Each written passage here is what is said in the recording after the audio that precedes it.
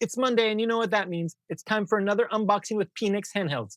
And as you may or may not know, my favorite device of the year has been the AYN Odin 2 portal.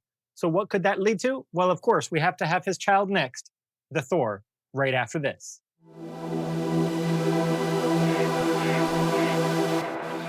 Hey fam, Swati kung crap, Phoenix here, and thank you for joining me for another video. I know that you have a lot of options on YouTube, and I want to thank you for taking time out of your day to watch this video. That said, let's get started with this unboxing. I'm covering it up, of course, because both sides, for some reason, have my address on it, but that's all right. Let's take a look nonetheless with the trusty Phoenix Special unboxing knife. All right, sorry about that. And then, of course, there's a box inside of a box. All right, well, if I had known that. All right, so cut this open here. Beautiful. Let's see what we've got. Some beautiful foam packaging. All right, keeping my device safe.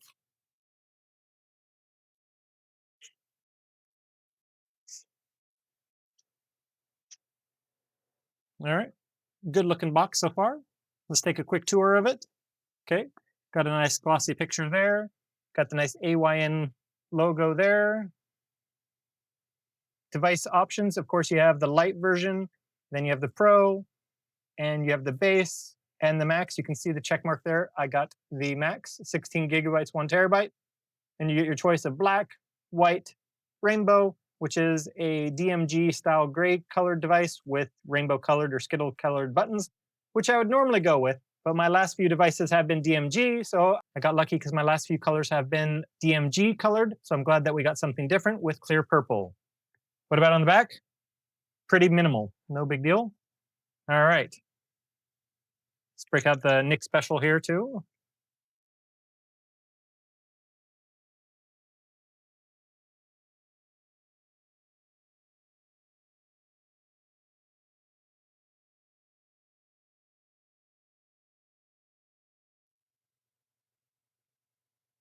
There we go. There we go.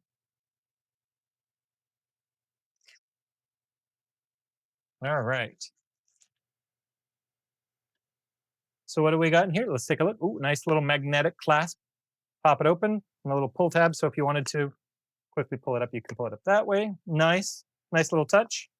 Of course, right up here we have a little spec card of what everything does, telling you not to throw the battery in fire or water in English and in simplified Chinese. All right, there we go. And there's the specs. So in case you ever forget your specs, they're always right there with you. You can see the 2 little magnets right there. Beautiful. Let's use this guy to help us out. Thank you. Move that off to the side. All right, we got a guitar pick, so I guess we're designed to be able to pop open the device if we want to. And it looks like we have a little protector there. Nice. We did pass quality control. Thank you. QC 0, I guess. Oh, QC. I don't know. All right. Has good weight to it. Let's take a look further. All right. And then, as usual, this should be our USB-A to USB-C charging cable. Absolutely. Looks like it should be a good length. Nice. Anything else? Nothing else. Nice, simple packaging. Would I have liked to see more? Absolutely. But, you know, unfortunately, it seems more and more common that these devices are more like smartphones. The more premium you go, the less you get. I don't understand that, but it is what it is. I do have an accessory bundle that's on the way, shipped about a week behind this. So I'm hoping that I'll have this by Friday for the Friday accessory breakdown video, but this should be exciting. All right, and I'm interested about this. Not sure what these are for, but we'll find out. Oh, got to put this away. Beautiful. Beautiful as I drop things. All right, beautiful. Let's go. Ooh, can you see that? I think the purple really stands out. And then we have this little insert, and I've seen a video where this basically lies almost flush with this so you can close it and get rid of any air gap. So if you're worried about having a gap, you can do that. I'm really digging this transparent color, seeing all the insides, and the purple is a nice kind of dark plum purple. Based on what I can see, it looks like the camera's picking it up. Let's look around the back before we turn it on. So you can see the kind of rib texture, you can see the intake, and then the exhaust here. It's all the little different components. I think that's really cool being able to see all the insides. Okay, so it natively wants to open here, and then here. So you got 3 stages. Unless you shake pretty hard, they seem pretty sturdy. Okay, let's take a look around the device. Nothing on this side. You do get a lanyard spot on this side, which the accessory package did come with a lanyard. Got the volume up and down, power button, micro SD card slot, USB-C port. That is both video out and also for charging, because I believe there's only one. And the 3.5mm headphone jack. Nothing on this side. And yeah, there's nothing on that side. Got our stacked shoulder buttons. Okay, perfect. And then around front, we have our offset sticks here. Feel like they have a decent range of motion. The AYN 4-way D-pad seems a bit quieter than its father, the Odin 2 Portal. Same thing with these face buttons. Quieter than their father, so that's always a good thing. Same thing with these start, select, back, and home buttons, a lot quieter than the dad button. And then we have our AYN button, which is like a center button. From what I have seen, good old command center button. Let's go ahead and get this guy turned on for the first time. Press volume up and down. I'm not trying to. Device state unlocked. Okay. Boot mode, Android. Yes, please. You see that? That's interesting.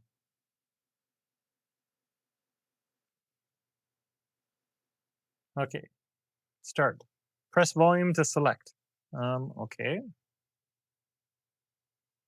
Switch to boot mode, emergency mode, recovery mode, restart bootloader, start.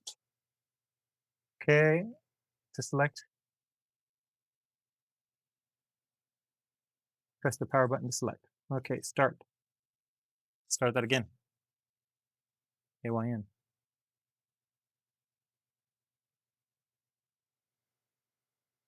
Now, one of the cool things about this is there are other dual screen devices that are coming out.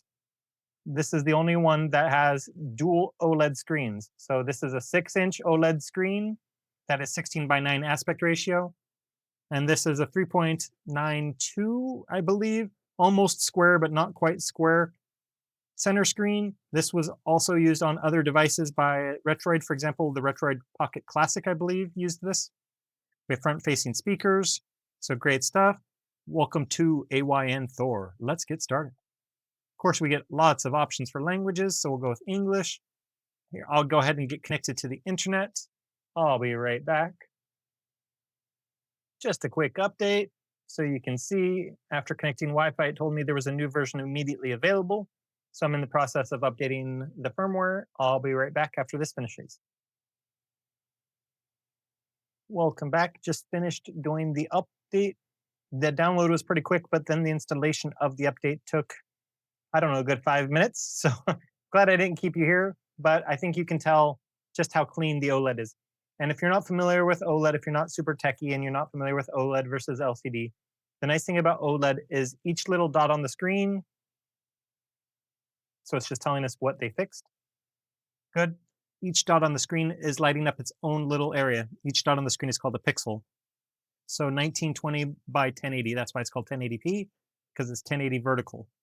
So both of these are OLEDs versus LCD. You have either a big group, like one light lighting up the whole screen, or you'll have several sections, but still nowhere near the 2 million little lights lighting up the screen. That's why OLED is so great, because if it's a black pixel, it just turns off that pixel. So you get a true black, which makes it really fantastic.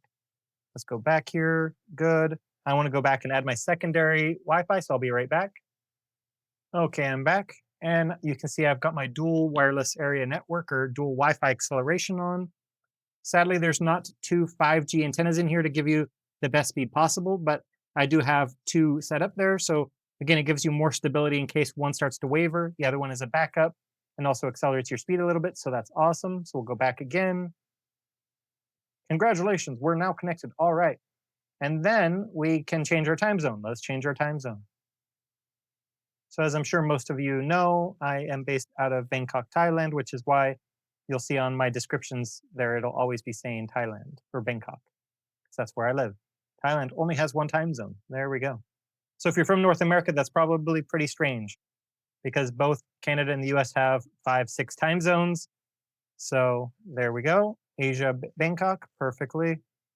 Perfect. I don't know why I said perfectly. Perfect. Okay, and then you can either directly launch into standard vanilla Android, which just means unadulterated pure Android, or you can launch into the Thor launcher. Now I prefer the look and feel of Android, so we'll go with that. Next, navigation style. Do you want gesture navigation or do you want 3-button? I'm actually really glad that they give us this in the initial setup.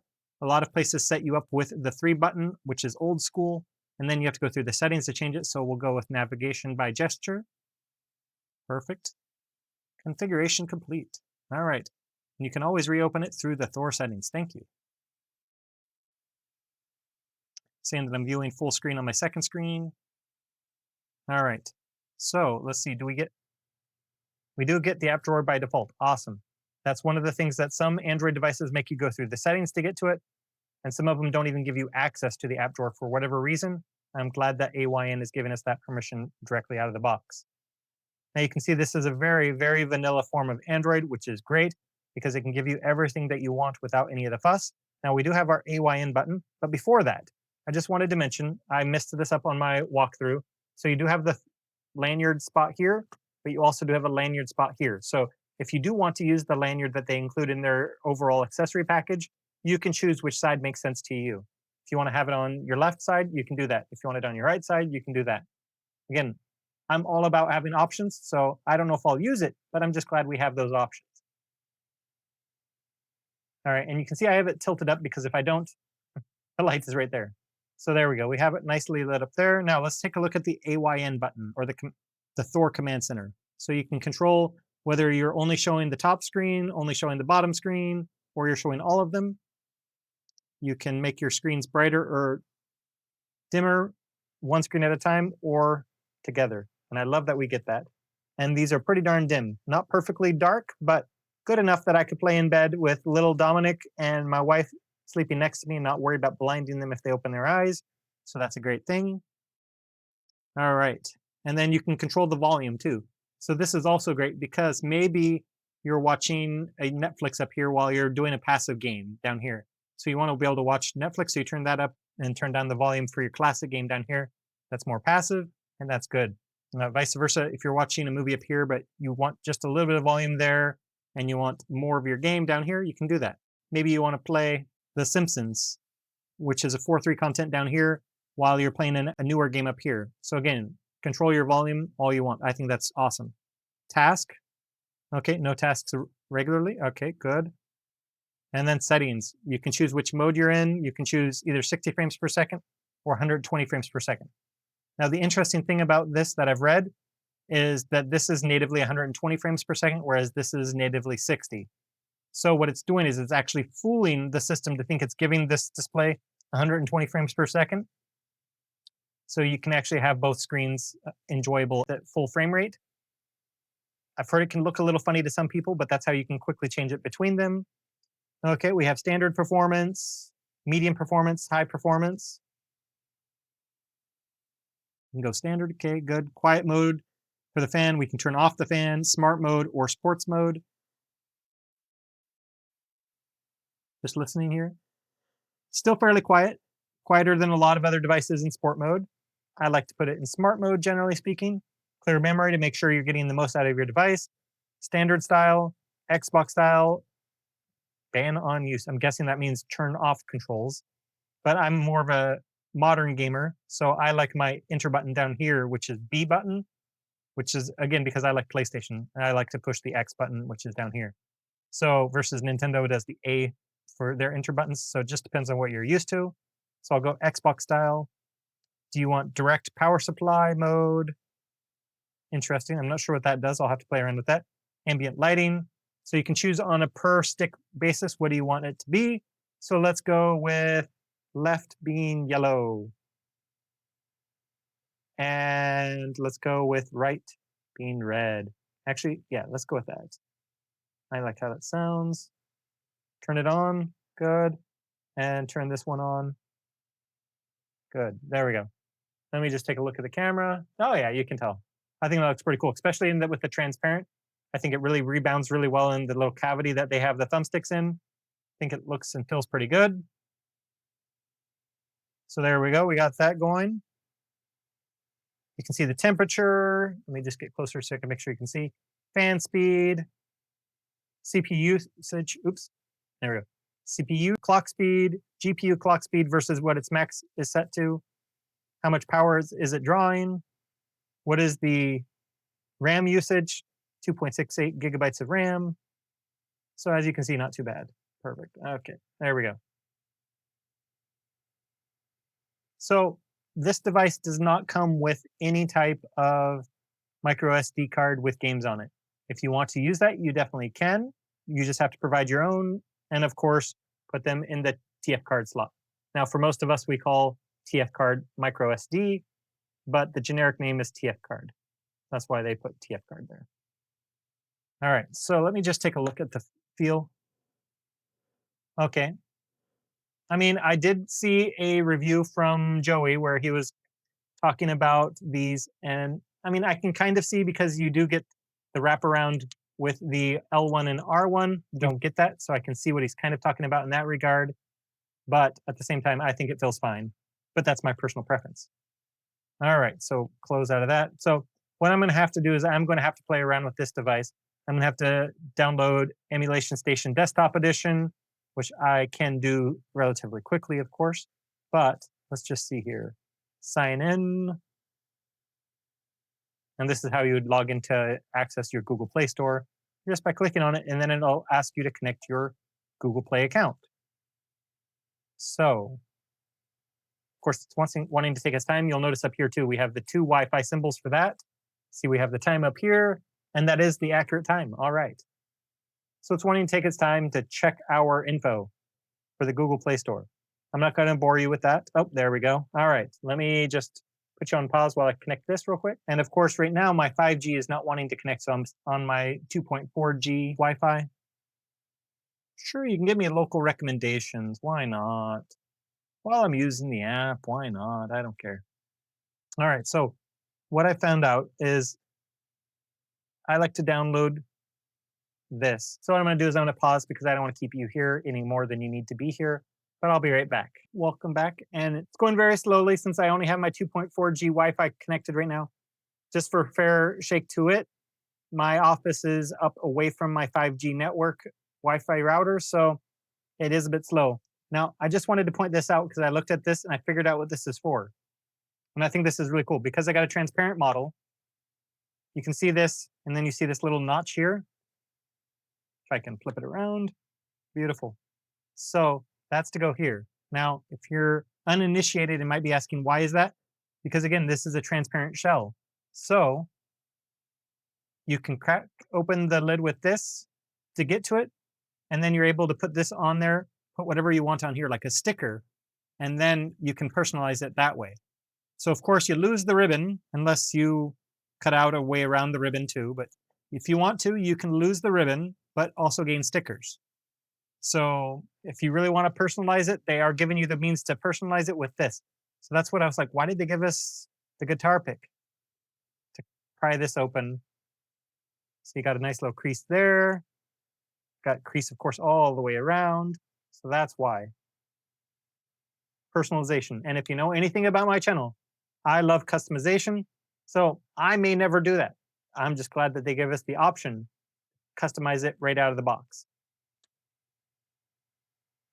See where we're at. Okay, Gmail's making progress. Again, sorry. With this slow internet access, I do have faster, but apparently it doesn't want to connect to it right now. So it is what it is. Now this is awfully bright for me. So one of the things I usually do, I don't know if it's going to be here in the settings. Let's take a look. here is there dark theme. There we go. That's what I want. Dark mode. I like dark mode. I don't know about you. Let me know down in the comment section below. Are you team dark mode or are you team light mode? So let's try open, as I've said before. So add an email. Yep. A Google account. Yep. Okay, just came up after saying it was already on the device. I backed out and it's already loaded. So we'll go ahead and click on that. Take me to Google. But I mean, what do you think? Dark mode? For me, it just looks better. But everyone's different. And that's why I'm glad. Again, we get the option with Android. Do you like dark mode or don't you? And I have to admit, though, these analog sticks are much different than previous Odin ones. A lot grippier on the sides. So they may be recessed, but so far they're feeling pretty good. Again, for me, it's a bit strange having offset sticks because I'm a PlayStation guy. But I can play with them, so it's not the end of the world. It just feels different.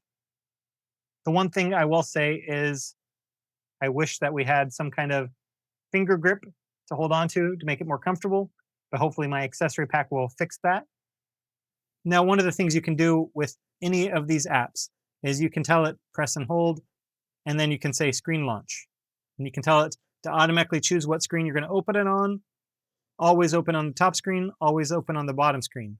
So for example, the use case for this is maybe you're playing a modern game up here. And you know whenever you play your modern games, you're always going to want to use Google Chrome or Microsoft Edge if you're a Microsoft Edge guy. I actually like Edge because it has Bing in it, and Bing has Copilot built into it. And Copilot, if you're not familiar, is ChatGPT. So you get free ChatGPT with Bing, and it's built into the browser. Just makes it easier. And I prefer ChatGPT over Google's AI whenever you do a search. So that's the reason I do that. So I would tell it to always open Edge down here, for example. So anytime that I'm going to play a game and I want a strategy guide, I'll just tell it to open Edge down here. But I know I can still have Chrome because you can have unlimited browsers. You can have Chrome open on top, but you can have Edge down here. Makes it super easy. So you don't even have to think about it. You're just going to load your games and you're saying, okay, I want my next thing to be is Edge. Boop, opens. And it won't try opening over the top. But maybe again, Netflix, because most content on Netflix is 16:9. You want it to open up here, so you can tell it to always natively open on the top screen. I think that's really awesome. Now remember, every Wednesday, I'm going to be doing a live stream, unless I tell you otherwise. So we'll have 2 live streams with this device. This one on Wednesday, and then the following Wednesday. Let me know down in the comment section below what game on what console you would like to see played on this. Okay? I can't guarantee I'll get to everybody if I get an overload of suggestions, but I want you to review the suggestions of other people, and I want you to give thumbs up if you vote for them. And you can vote for as many as you would like. So the only caveat is Nintendo is extremely protective of their IP. IP means intellectual property, which means they own the rights to the game, like Super Mario Brothers. Please don't suggest anything that is Nintendo IP. It can be Sony IP, it can be other companies' IP, but Nintendo is very litigious and they'll do copyright strikes and everything else. And I'm too small to fight anything like that. So I don't want to ruin my channel. So I'm not going to play any Nintendo IP out of respect for Nintendo and their famous ability to go after anyone and everyone. So please, I want to see a lot of suggestions. Let me know. Again, maybe you want to suggest Metal Gear Solid PS1 and Metal Gear Solid Twin Snakes on GameCube. Absolutely, I'll be happy to do that for you. But just make them separate suggestions. I'll write them all down on my handy dandy notebook, and then I'll tally up the most common ones. I'll make sure that they're on my device for this Wednesday's live stream as well as next Wednesday's live stream. Now, next Monday will depend. It'll either be a best of some kind. Let me know what you would like here as well. I'm thinking of favorite of series where maybe every now and then I'll touch base on, for example, next week could be my favorite NES games or my favorite SNES games, my favorite PS1 games. You know, so that way we can have like a little series of my favorite of. Let's call it that, my favorite of. So I can go over my maybe top 5 or top 10 favorite games of a console and play them on the handheld of the week.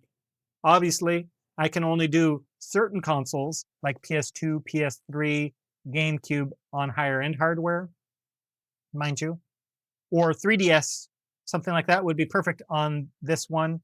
Upcoming, I'm obviously going to have the AYN Pocket DS. When Ambernick releases the RGDS, I'll also be doing that.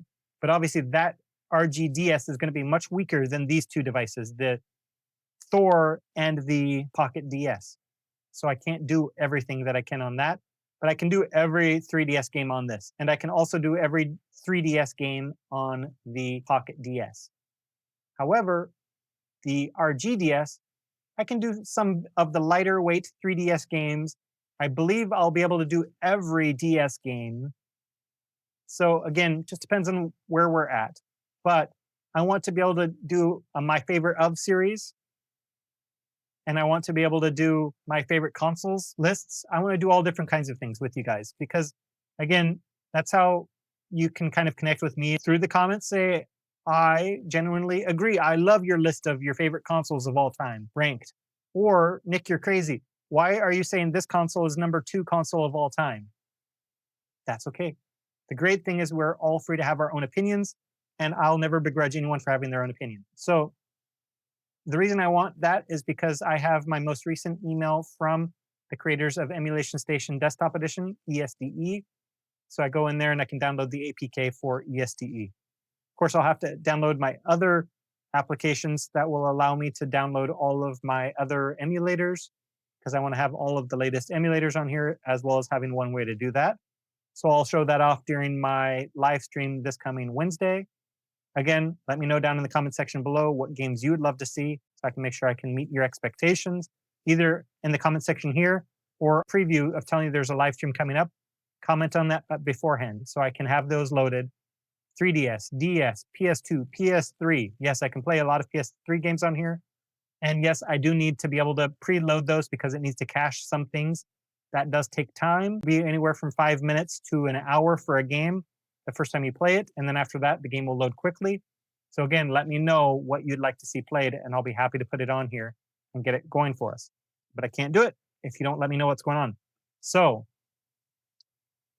we unlock, and then we draw RP. For PNIC, it's not free. It is a one-time purchase in Thailand, 110 Thai baht. Not that bad, especially considering it's a lifetime purchase and you're helping the developer continue to develop it. The same thing for Emulation Station Desktop Edition. Do not go to an APK mirroring site and download ESDE. Can you? Absolutely. Would I ever recommend it? No. Why? They have a Patreon for a one-time charge. Then you can cancel your subscription. But what that'll do is that'll put you on the mailing list. Every time a new version comes out, you'll be emailed with the notification of a new APK, and you'll be doing that. But that one-time payment, I believe $5 or $6 US, goes towards them actively developing the Android ESDE. If you have a PC, if you have Linux-based system, you can add it for free because they aren't updating it with the same frequency and vigor that they are for Android. Android is their main focus right now, so that's why they're asking for a one-time purchase. I always suggest, if it's an active development, support the company that's actively developing it. If it's something that hasn't been in development for 20 years, you're not going to hurt anyone, right? There's that gray area. But ESDE, those guys are working on it daily to make it better for all of us. Same thing with Beacon. They have at least one person, if not more, that is actively working on Beacon all the time. So, and I love that their name is Nerds Take Over. So, actively support them, either with the purchase through the Play Store like you have with Beacon, or go on to ESDE's Patreon, do the one-time purchase. Support them as a way of saying thank you for actively developing for Android and making Android better for everyone. There's my moral rant for the night. I hate to draw this out any longer, so I do want to thank you for joining me. And if you haven't already, I hope that I've earned your subscription. I hope that I've earned the thumbs up. And again, don't forget to leave all of those comments down below and give all of those games thumbs up that you want to see as well, so I can make the games list as well as possible. So even if you can't attend live, you can watch the live stream later, see some tips and tricks, because I always like to show some tips and tricks, and then obviously have some gameplay. So without further ado, I'm going to let you go for now. And until next time, this has been PNIC.